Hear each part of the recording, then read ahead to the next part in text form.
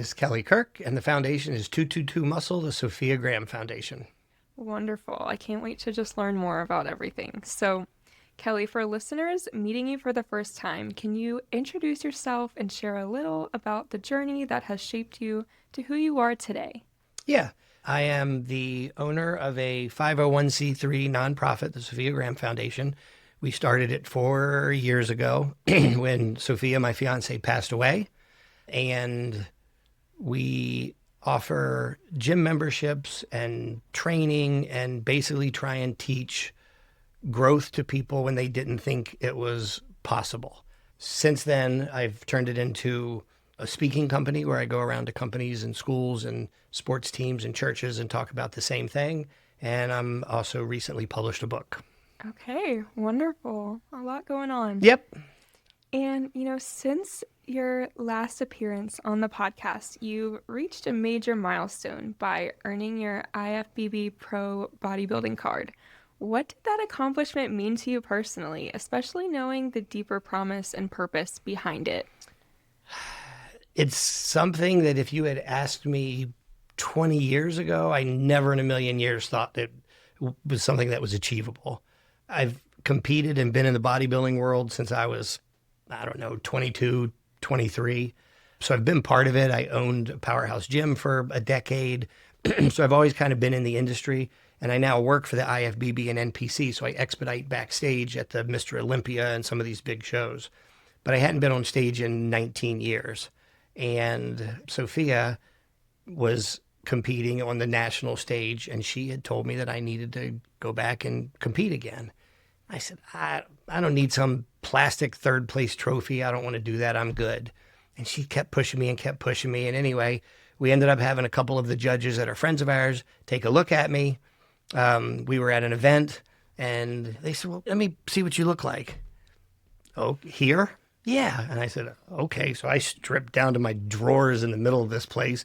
And these two guys that look, yeah, you need to get back on stage. I said, okay. So Masters Nationals was in 9 weeks. I said, you think I can get ready in 9 weeks? Yeah, we can get there. Anyway, long story short, we went to Orlando. I competed. I was positive I was going to be 10th place, and I took second. And I walked off stage, and Sofia was like, told you so. So it kind of hooked me in. I was like, all right, second's not first, but it's close. We're in the right ballpark. And 10 days later, she passed away. And it was unexpected. And I look back now, and our last text message, we were talking that night. I had been to dinner with the judges, and we were talking about me being on stage. And I texted her, and I said, babe, I said, I had dinner with the judges. They not only think I can win my class, they think I can win the whole thing and get my pro card. And her text message back to me was, baby, I love you. I believe in you. Go out there and win the whole effing thing. And I don't know if that was, a glimpse into the future or what it was. It meant something to me then, but not what it does, certainly now. So I lost her, and I immediately mentally put myself into prep mode. That was my goal. I've got to get this pro card. Yes, I wanted it, but I needed to do it for her. That was what she wanted. That was what she pushed. And she believed in me. And it was the second or third time, on something big where she believed in me when I didn't believe in myself. When I first met her, a few months after we started dating, I lost my business. I ended up living in my car at a rest stop. I was done. I was literally ready to end it. And she just kept pushing me. I believe in you. You can do this. You can do this. And she was right. I ended up getting a job teaching. I now teach high school nutrition. And she was right on the bodybuilding. So I said, I've got to do it. So for the last 4 years, I've been in prep mode. And anybody that's around the sport knows that is not fun. It's a lot of work. And it's not prep 100% where I'm on this big diet. But mentally, my focus has been, I've got to get this pro card. I've got to get this pro card. And there's very limited number of places where you can do it. There's 2 or 3 shows a year you can do it. So it's not like I can go try every weekend. The first year after I lost her, I came back and I took 4th. I looked horrible. I wasn't mentally prepared. I wasn't physically prepared. And I think just the loss and everything had it to do. And I walked off that stage and kind of thought, all right, maybe I was right. no, I'm not right. I got to do it again. So I went back at it for another year, came back the second year or the third year and took second. I guess that was the second year. Came back the third year and won my class at Masters Nationals in Pittsburgh, but did not get a pro card. So I won, the number one in the country at my weight and age. And everybody was just, hey, congratulations, way to go. And I was like, that's a failure. What do you mean it's a failure? I said, I need my pro card. This wasn't enough. It wasn't what I told her I was going to do. So I locked back in and came back this past year in July and went to Universe in New Jersey. And there I did win my card and my class again. So it was a big deal, something I didn't think I would ever do. It's a big deal for me, but it took a while for that to settle in, that it was something that I wanted. In the beginning, it was just, I need to check that box and I need to do that for her. She believed in me. She pushed me. This was for her. So it's definitely got a little bit different meaning. That being said, to be able to say I'm a pro athlete at my age is something I never thought I would do either. So there is an accomplishment there. But I laugh because everybody, when they get their pro status, they'll walk off stage and the first thing they do is grab their phone and they're going to go change it on Instagram and Facebook. And I didn't tell anybody. People, my friends knew and they saw, but I didn't. That wasn't the point of it. And it's not that I'm not proud of it. It's just that wasn't the reason for me. I do like people to know and I like to tell people, but that wasn't ever the goal. So it was a big accomplishment. I'm proud of myself for it. Absolutely. I want to tell you congratulations. Thank you. That's just so amazing. Yeah, pretty neat. And I also want to say I'm so sorry for your loss. Thank you. But I think it's so beautiful that you sought out to do exactly what she saw in you. Mm-hmm. You did it. You accomplished it. And I just think that is so, so beautiful and magical. Yeah, I appreciate that. I hope that's what it is. She believed in me when I say nobody else did. I don't know whether anybody else did or not. She believed in me when I didn't believe in myself. And that's kind of the point of the foundation and the book and everything in my speaking, is to get people to believe in themselves when they don't, give them belief when they don't believe in themselves, and teach them growth when they didn't think it was possible. Absolutely. I think that's great advice for just anyone of all ages as well. And out of that season, you wrote and published your book, Broken, Still Built. Mm-hmm. What inspires you to turn grief, reflection, and life experience into something others could hold in their hands and learn from? Okay. Really just the story that I told, is having somebody believe in me and push me and tell me I could do something when I was at rock bottom. Like I said, when I had met Sofia, I was living in my car at a rest stop. I had lost my business. I lost my house. I had absolutely nothing. And I remember sitting in my car. I had bought a can of tuna from Walmart, and this story is in the book. I bought a can of tuna, and I'm at the rest stop, and pull everything out, and I get a water and a tuna. I was doing day jobs on Craigslist to try and make ends meet at this point.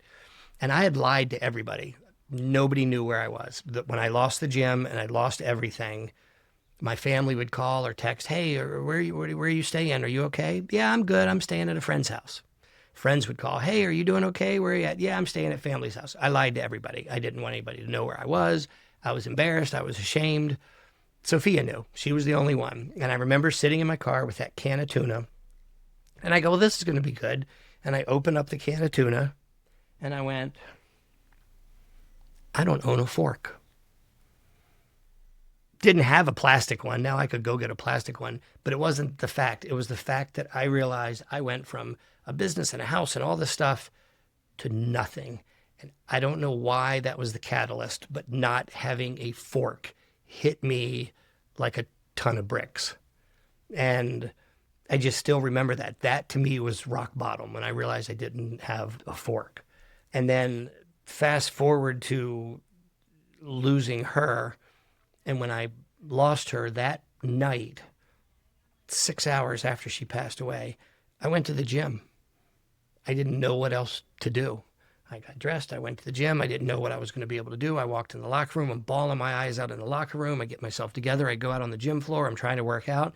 And I remember sitting on the bench. I had my hoodie down, and I'm sitting here, and tears are running down my face. And I just kept saying to myself, what do I do? What do I do? What do I do? What do I do? I don't know what to do. And that was when I said, I go into prep, because that's what I knew. I could control it. I can control my diet. I can control my workouts. And I know that's what she wanted. I go into prep. Fast forward 4 years later, I win my pro card. I'm standing on stage. That's a huge moment. And in my mind, I had pictured just this big celebration, and I was going to be high-fiving and hugging everybody and go out on the town, and I couldn't wait to post pictures, and that was what I thought. And it wasn't that at all. I win my pro card. I get off stage, went to dinner, went back to my hotel room by myself, and went to bed. And I woke up about 2:30 or 3 o'clock that morning, and it just hit me all over again. What do I do? I just checked this box that I've been chasing for 4 years that I promised her. What do I do? And I remember saying those same words all over again. What do I do? What do I do? And I was like, I didn't really know what to do. So I shut down, turned my phone off, got up, left, checked out, and I went to the beach. I sat on the beach for 5 days, didn't talk to anybody, didn't tell anybody, radio silence. And while I was there, I started writing, just journaling stuff. And I started writing about winning my pro card. And it just kind of started coming together. And little by little, I kept adding to it. And a few weeks later, I went, I might have something here. And I kind of changed it from just telling my story. So now every chapter is a story, all the way back to third grade math, Miss Costas, evil third grade teacher that I hated, all the way up to, a lot of funny stuff and a lot of different stuff that's happened. But at the end of each chapter, I'm certified through John Maxwell as a speaker and leadership consultant. And I did that after I lost her too. That was one of the things that she had wanted me to do. So at the end of each chapter, I talk about different laws of growth that John Maxwell talks about, and I kind of put them in my own words. And then after that is a reflection page with questions for each person to read. What is your pro card? How does this affect you? What are things you can do? So that way the book is a memoir, my stories, but it also is motivational with the growth principles. And hopefully it's a self-help book where you can kind of read it and take notes and talk about it. And I want anybody who's going through something to see they can still grow through it. And that's kind of where the book came from and how it ended up. Yeah, absolutely. Do you want to hold it up? I love the cover of it. Yep. So the cover is supposed to be, is Japanese, is it kinjitsu? I might be saying that totally wrong. Where they have broken vase. If a vase is broken, they will put it back together and they stitch it back together with gold. And then the broken vase becomes worth more than the vase. So that was kind of the idea behind it. How unique. And I love it. It's a quick read. It's fun, but I've had a great response both from teachers and administrators and talking about we should be able to use this to places I've been to speak, to just random people online. So I love when I get somebody sends me a message. Just had a nurse sent me a message 2 days ago that I don't know. Hey, just want to let you know I purchased your book. Absolutely loved it. It was very impactful. I want to talk to the hospital administration about having you come out and speak. That's when I know I'm doing the right thing. Yeah. All that hard work, it was so worth it. Yep. And, going into that, you've spoken about how meaningful it has been to hear from readers who see themselves in your story. Mm-hmm. What has it meant to you to know that your words are helping other people process their own pain, growth, and just resilience? I guess it's who I am now. And I say that with a little bit of reluctance because at school, I tell my story about the second or third week of school. And I didn't know when it first happened. She passed away in the end of July, and I was back at school. School started 10 days later. And I didn't know what I was going to tell the kids, what was going on. And I did. In the first year, it was very emotional. Not in even a good way. It was just me kind of sobbing and telling my whole story. And not just her story. I tell my whole story. Growing up, we're going to high school. So I'm, they can, in their place, college, owning a gym. My nephew and niece were murdered in 2009. They were 11 and 12 years old. Lost my mom. My dad had a brain tumor and passed away. I went through a lot. So I kind of tell these kids a story. And I told them the story of Sofia. And it was rough the first year. Second year came through and I started telling the story. And it was a little more put together and it was a little more impactful. And I went, oh, this makes sense. And I started having kids come up to me and talk to me and tell me stuff. There was a kid that came up to me that second year, and these kids grew up very different than I did.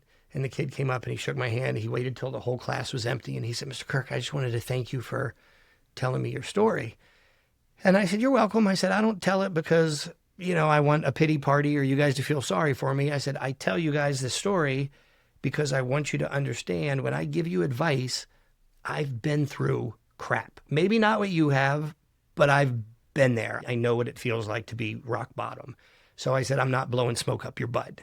And he said, well, I just wanted to tell you, he said, because my dad was murdered about a month and a half ago. And I said, oh my God, I'm sorry, what happened? And he said, well, he was in a gang.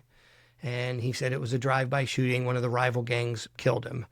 And he said, I'm in a gang. And my gang just thinks that, I shouldn't be so upset and I should just move on and I need to go get vengeance and all this kind of stuff. And I said, well, I will tell you, I can't tell you what to do about the gang. You've got to make your decisions on what you think is right. But from the grief standpoint, don't let anybody tell you how to deal with it. You've got to be able to deal with it yourself. So he came to me a couple times that year, kind of dealing with it and going through it. So that was when I knew, and it's made a difference now with the book and the story and having that impact, because there are a lot of days I wake up, there's other stuff I could do. There's other jobs I could get. Teaching, I absolutely love it. Not something I thought in a million years I would do. I've been in sales my whole life, so I've always made money. That is not what you do as a teacher. So that's very different. But I know I make an impact with the kids, not just from my story, but what I teach and just being there for them. And now with the book, and the foundation, it's reached out to other people. So when I get a message back from somebody, or I help somebody that's going through a trauma or a tragedy, and we donate a gym membership for them, and they message me back and talk about how it made a difference for them, I know I'm doing the right thing. And it's just validation, I think, that what I'm doing is the right thing and I'm heading in the right direction. I think it makes her proud. Hopefully it makes my parents proud. But I think that's why. And it's kind of just who I've become. And like I said, I say that hesitantly because I don't want to be the guy everybody goes to when somebody dies. You know what I mean? It's not, but I've dealt with it so much and I've made it through so much, or I'm making it through. I won't say I've made it through, that I think people feel comfortable coming to me. And, I'm happy when I'm able to give that advice and do something. One more story. There was a kid at the gym. He's in college, he's at Ohio State, and I've met him at the gym. He talks to me, asks advice and all this, and he follows me on Instagram. And randomly one night, 11:30, 12 o'clock at night, I get a message on Instagram and I open it up and it was from him. And he says, hey, how are you doing? And I said, hey, dude, I'm doing good. How's school? And he goes, actually, I'm not doing okay. Can I call you? And I'm thinking, oh boy. And I text him. I said, yeah, here's my number. So he calls 11:30 at night. His brother, sister-in-law, and 2 kids had just been killed in a car accident like 4 hours before that. And he's like, I don't know what to do. I don't know who to call. I don't know how I'm supposed to handle this. I'm not a counselor. That's not, and that's not what he was looking for. And I sat and talked to him. I said, dude, he's in Ohio. They were in South Carolina. His dad's in Virginia. First thing I was like, what about the rest of your family? He said, it's just my dad. I said, take care of your dad first. That's unfortunately, you got to make sure your dad's okay. If your dad's okay, then you got to take care of you. And there's no right or wrong way to take care of you. I said, you might need to yell and scream. You might need to get drunk. You might need to, I don't know what it is. You got to kind of figure that out. But I'm like, if you need anything, let me know, And I checked in on him for the next few days and he's doing better. That's a hard thing to deal with, especially at 19 or 20 years old, 5 states away. You're not there with family. You're in your dorm room, with your roommate. It's tough. But it's things like that where people come back to me where I know I'm making an impact, and the impact wasn't necessarily from him reading the book, but he knows my story and knows what I've been through. And I like the fact that people trust me enough to kind of open up and come to me. I'm an open book. I'll tell anybody anything. So it's nice to feel like they can kind of come back to me for the same thing. Absolutely. like a mentor in a way. Yeah, I think so. People know that you just understand. Yeah. You've been there. Yeah. You're speaking from personal experience. Yeah. I think that's wonderful. Yep.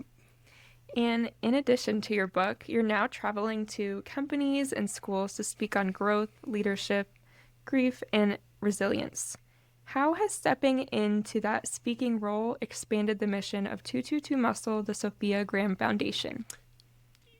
Bigly, for a better. When I started the foundation, I didn't really know where it was going to go, what it was. It was an idea. Let's give people free gym memberships if they're going through a trauma or tragedy where this gym membership might save their life. That was it. And I'll raise money, and if somebody needs a gym membership, we'll give it to them. And that's what we did in the beginning. And I've on the website, I've got people listed. I've had a woman in California with a brain tumor. I've had drug addiction. Somebody got out of jail. People that have lost, spouses, different stuff. And that's still the mission, but it's grown. I got certified through John Maxwell not long after we started the foundation.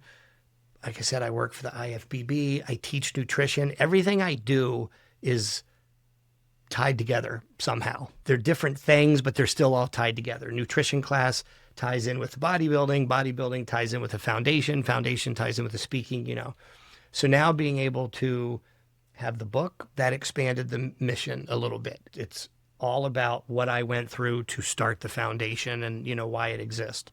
Now being able to go out and speak, it's a 38 to 42, 43-minute keynote, depending on how much I run my mouth. But it's talking on, again, growth when you didn't think it was possible. And it's pretty quick and bullet points. And I tailor it to whether the kids or church group or business or what it is. But it takes the mission from, or the message from being just about grief to growth. Because people can be stuck in any number of ways. When I've been out to some companies and talked to like their sales teams, being stuck is, it's the end of the month. I don't have any sales. I suck at my job. My boss is going to fire me. What do I do? I've been there. I've been in sales my whole life. That hero to zero complex where on the 30th, you've got 500 sales and you're number one. And then on the first, you suck and you've got no sales and they're on your butt again. We've all, been there. So with the group, with the businesses, I tailor it to that. It's still my story and it's still what happened and it's still the foundation, but growth is tailored to sales growth, not grief growth, and I tell the kids, I teach nutrition and wellness, and the wellness part is growth. And there's growth in your grades. There's physical growth. Maybe you want bigger biceps. There's mental growth. There's spiritual growth. There's friendship growth. Growth can happen in any way. And that's the big thing with me being able to speak and have the book is the foundation went from let's give people free gym memberships who are going through something tragic to let's talk about growth to everybody, whether you're going through something or not. Absolutely. Yeah. It's beneficial for us all because at some point in our lives, we all deal with it, unfortunately. So I think that that's amazing. And how has being in the classroom added another layer of just purpose to the work that you do? The kids, they don't know it, but they've probably helped me more than I've helped them. I am so much better when I'm at school than when I'm off. And that being said, I'll be at school and I'll bitch and complain the whole time. When is it 2:00? Is it Friday? Is it spring break? But I'm better when I'm at school. I'm better when I'm organized and there and doing stuff. But being able to, I'm kind of a safe space for a lot of the kids. I mean, the kids come to my room. I laugh in the morning. I get there. I open my door. And I've got, most of the teachers still have their doors locked until the bell rings. I open my door. I've got 10 kids in there. I've got girls in there who are not allowed to wear makeup at home that come in and sit in my class and put makeup on so they can do it. And, I've got just tons of stuff. Kids coming in to tell me what's going on. Kids coming in to leave their sports bags there. So I know that the kids like me, but it does me just as good to talk to them as it does for them to talk to me. So I think that's where a big change in the purposes. And like I said, I love teaching and I never in a million years thought I would. This is my 8th year, I guess now. And I've always been in sales. So I've always had my own job, my own hours. I'm doing my own thing. I sold into the operating room for a while. And I thought that was just the coolest thing because I put on scrubs. And now looking back, it's pretty cool. I've seen brain surgery and back surgery and all this cool stuff that most people never get to experience. But not in a million years would I go back to that now because I like what I'm doing. But definitely the kids make as much of an impact on me as I do on them, through all of this. And it's funny because they all follow Sofia on all of her social media stuff. They all follow me I always tell them, I'm like, I am not following you. When you graduate, I can follow you back. Up until then, you're on your own. But my pages are all open and they're business pages. One of the funniest things, I walked in one day, this was a couple years ago, and there were two boys and they were arguing with each other. And I hear one of them go, whatever, Sofia would crush you. And I stopped and I go, what are you guys doing? We're talking about arm wrestling, Mr. Kirk. And I'm telling him that not only would I beat him, but Sofia would arm wrestle. And I just laughed. So I love that. So the kids know her. They know the book. I've had kids that have bought the book, kids that have taken it home and read it.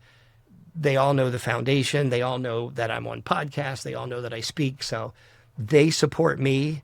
And in turn, I'm able to support them. So it's a perfect fit for me. Yeah. Yeah. Teaching was definitely your calling, I feel. It was just meant to be. Well, I missed it for the first, I don't know how many decades, but here I am. And as we were saying, I mean, how lucky these kids are to be a part of your class. I know everybody is jumping to be in your classroom. we have fun. Like I told you, we eat insects out the year. We had a Big Mac party. There was a kid a few years ago that everybody picked on, and he had a Instagram or a YouTube page, and he started eating food on it, and that was his page. And I was talking to him, and he said, I want to get a million followers or 1 million likes on one of these. And I was like, all right. And he ends up making one of him eating a Big Mac, just eating a Big Mac. And he had like 50,000 views on it. And I'm like, why is anybody watching somebody? I'm blown away by this. And the kids are like, yeah, Mr. Kirk, we follow this guy and this guy. And all they do is eat. I'm missing my calling because I could eat on camera and get paid. This works.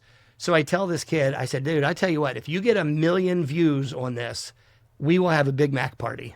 What? And I go, yeah. So he was a freshman. Everybody picked on him. I tell the seniors, I was like, guys, it's your job. Hype him up.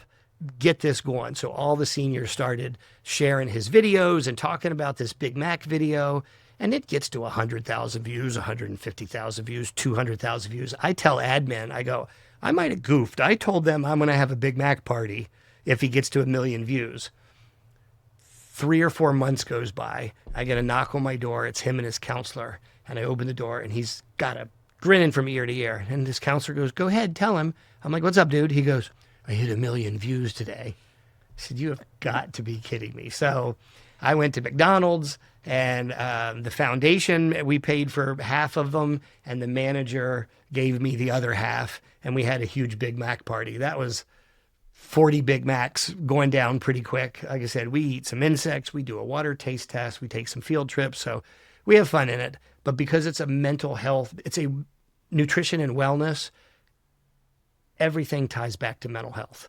You know, when we walk in on the weekend, my first question is, what'd you guys do this weekend and where did you grow mentally, physically, and socially? I need something. Did you go out with your friends? Did you read a book? Did you sleep? What'd you do? And we always try and turn everything back to that. If there's something big going on in the school, in the world, we had a kid got murdered not long ago. Lock the door, close the door, put your phones away. Let's talk about this. What do we got to do? So I'm happy to be able to give that back to them because they certainly give it to me. They just don't know it. Yeah. And I love the point you make about, mental health. If we don't have mental health, we have nothing. It's kind of the core of everything that we do. And it's so different from when I was a kid growing up. There was no mental health. It was stop crying, rub some dirt on it, and, get back out there. And it's very different now. And, and I tell that to so many people, especially guys my age that grew up that are Gen X and are, don't think that way. And I'm like, it's okay. But I love it, being able to go into businesses and stuff now. What I do now, you couldn't have done 15 or 20 years ago because nobody, was part of that. So now it is. Absolutely. And for listeners who want to support the foundation, book you to speak, or pick up a copy of Broken, Still Built, where can they find you and connect with your work? All kinds of places. The website's probably the quickest and easiest, which is sofiagrahamfoundation.org, but also any of the social media, Instagram, Facebook, either myself, Kelly Kirk, or both pages, 222 Muscle, Sofia Graham Foundation on both of those. And I'm pretty active on those. There's plenty of videos posted and see me there. So any of those, they can get a hold of me. And that's generally how people will find me, is on one of those 3, and just shoot me a message and I'll get back and we can kind of work it out from there.